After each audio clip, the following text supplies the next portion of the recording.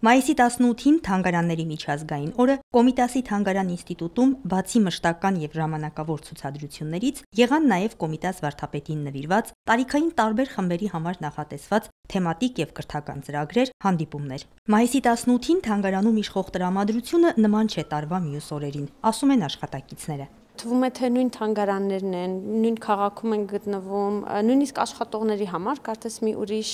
զգացողությամբ ենք այսօրին գայս, այսօր, վաղը եւս թանգարանների միջազգային օրն է, եւ երևի ինչն է, բաց դռներն է, կամ որ ժամային սահմանափակում չկա, երևի որոշակի հոգեբանական դա ազդեցություն է գործում մարդկանց վրա։ Կոմիտասի Թանգարան ինստիտուտում այս տարի սպասվող միջոցառումները շատ են։ Թանգարանը նշում է հիմնադրման 10-ամյակը եւ Կոմիտասի մահվան 90-ամյակը։ Հիմա թանգարանը զուգահեռ մի քանի ուսումնասիրություն է կատարում տարբեր ուղղություններով եւ նախատեսում ենք մեկից ավել հրատարակություններ անել Կոմիտաս վարդապետի թե կենսագրության առնչությամբ, թե իր երաժշտության առնչությամբ, այսինքն հրատարակումներ ենք պատրաստում ենք գիտաժողով փառատոնը արդեն ավանդույթ դարձած, կունենանք եւ համերգներ եւ գիտական նստաշրջան։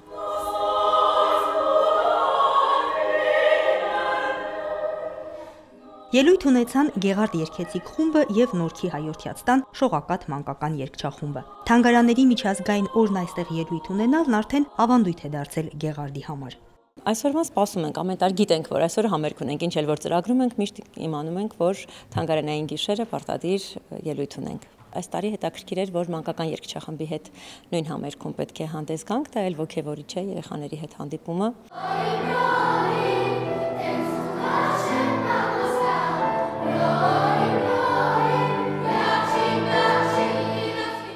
Շողակաթ մանկական երգչախումբը կատարեց բազմաժանր եւ բազմալեզու ստեղծագործություններ։ Հայորդյաց տներում թանգարան այցերը եւ առհասարակ արվեստի հետ հաղորդակցվելը միայն տոնական օրերին չէ, որ իրականացվում է։ Հաճախ երեխաները սիրում եւ լսում են այն երաժշտությունը, որը հնչում է իրենց տանը կամ դրսում։ Ցավով փաստում է խմբավար երկարամյա մանկավար Կարինե Եզեկյանը։ Մայրաթոր Սուրբ Էջմիածնի եւ հայկական բարեգործական ընդհանուր միության հովանավորությամբ գործող հայորդյաց տները քրիստոնեական արժեքների, պատմության, մշակույթի միջոցով եկեղեցասեր, հայրենասեր հայորդիներ կրթելու առաքելությունն են իրականացնում։